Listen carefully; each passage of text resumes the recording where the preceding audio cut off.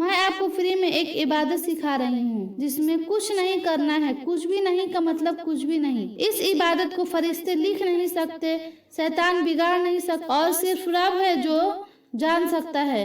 रब के सिवा कोई नहीं जान सकता।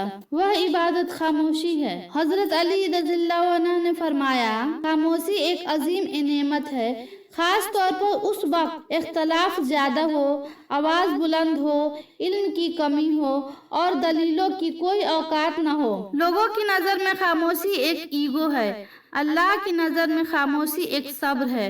हर खामोशी अना नहीं होता, कुछ खामोशी सब्र होती है। मुझे सब्र में रखना मौला, कभी गिरने ना देना, ना किसी की नजरों में और ना ही किसी के कदमों में। रसूलुल्लाह सल्लल्लाहु अलैहि वसल्लम फरमाते हैं, खामोशी की वजह से इंसानों को जो मिलता है वह 60 बरस की नकल इबादत से बेहतर है। रसूलुल्लाह सल्लल्लाहु अलैहि वसल्लम फरमाते हैं, जो खामोश रहा उसने नजात पाई। आप सल्लल्लाहु अलैहि वसल्लम फरमाते हैं, अगर आजिज़ी के अख्तियार करने से तुम्हारी इज्जत में कमी आए तो कयामत के दिन मुझसे ले लेना।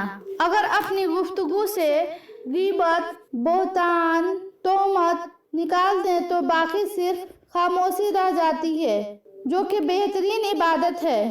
कम खाना सेहत है, कम बोलना समझदारी है और कम सोना इबादत है। अगर आपको कोई कुछ कहता है तो आप खामोश रह सकते हैं, उसका अजर अल्लाह ताला खुद देगा। अगर आप कोई काम खामोशी से करते हैं तो अगर उसका फायदा होता है तो सारा दुनिया जानता है, अगर उसमें नुकसान होता है तो सिर्फ आप जानते हैं। अगर खामोश रहकर किसी की हिफाजत करते हैं या किसी से मोहब्बत करते हैं या खामोश रहकर अपनों की बातें सब्र करते हैं तो आपकी इज्जत भी बढ़ेगी और आप अपनी दुनिया और आखिरत दोनों संवार लेंगे। तुम्हारे लिए यही बहुत बड़ी इबादत है कि तुम खामोश रहो।